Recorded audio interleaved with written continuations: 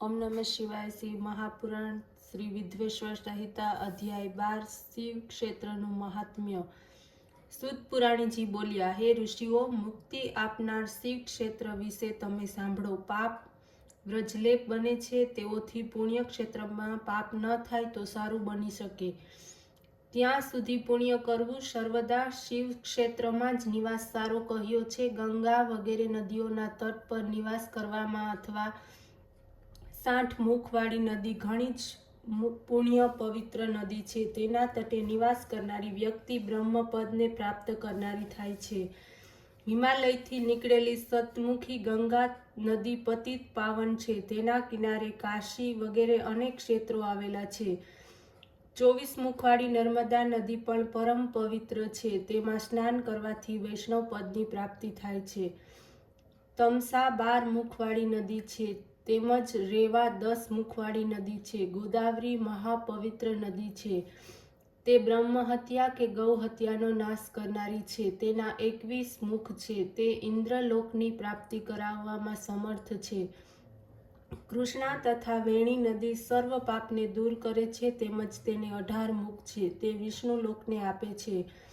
તુંગભદ્રા 10 મુખ છે, તે બ્રહ્મલોક દાયિની છે। સરસ્વતી, પંપા, શ્વેતા નદી આ સર્વના કિનારાઓ આશ્રય કરવાથી ઇન્દ્રલોકની પ્રાપ્તિ થાય છે। કાવેરી સહ્યાદ્રી પર્વતમાંથી નીકળે છે, તેના 27 મુખ છે, તે બ્રહ્મા અને વિષ્ણુના પદને આપનારી છે।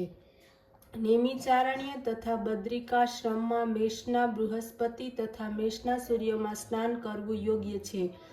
આ બધા ક્ષેત્રની સરિતામાં જે તે સૂર્ય સંક્રાંતિમાં સ્નાન પુણ્ય કરવાથી અક્ષય ફળની પ્રાપ્તિ થાય છે। સિંધુમાં સિંહ સંક્રાંતિ, વૃશ્ચિક સંક્રાંતિમાં ગોદાવરીમાં તુલા સંક્રાંતિમાં કાવેરીમાં માઘ મહિનાના ગંગામાં તેમજ કુંભ સંક્રાંતિમાં સ્નાન કરવાથી બધા પાપો નાશ પામે છે। ઉત્તમોત્તમ ફળની પ્રાપ્તિ થાય છે। જો સદાચાર અને શુભકામનાથી આ નદીઓના કિનારે નિવાસ કરવામાં આવે, તેને અનેક પ્રકારની રિદ્ધિ સિદ્ધિ પ્રાપ્ત થાય છે। આવા ક્ષેત્રમાં કરવામાં આવેલું નાનું પણ ઘણા મોટા પુણ્યનો નાશ કરનારું થાય છે। તેટલા સમય સુધી પ્રાયશ્ચિતનું આચરણ કરતા તે નાશ પામે છે, ત્યારે તેને ઐશ્વર્યની પ્રાપ્તિ થાય છે। કાયિક, વાચિક, માનસિક પાપોનો નાશ થાય છે। માનસિક પાપ વ્રજલેપ છે।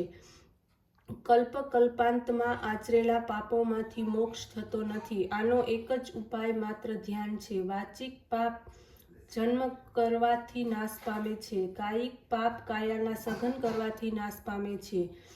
બીજ અંશ, વૃદ્ધિ અંશ, ભોગ અંશ પુણ્ય તથા પાપ વડે થાય છે। બીજાંશ વડે જ્ઞાનનો નાશ થાય છે। ભોગાંશનો ભોગ વડે નાશ થાય છે। બીજાકુશ નાશ પછી શેષનો ભોગ કરવાથી મુક્ત થવાય છે। દેવોની પૂજા, દાન, તપ માનવ માત્રને સહાય કરનારા છે। સુખની ઈચ્છાવાળી વ્યક્તિએ પાપ રહિત બની આ ક્ષેત્રમાં નિવાસ કરવો જોઈએ।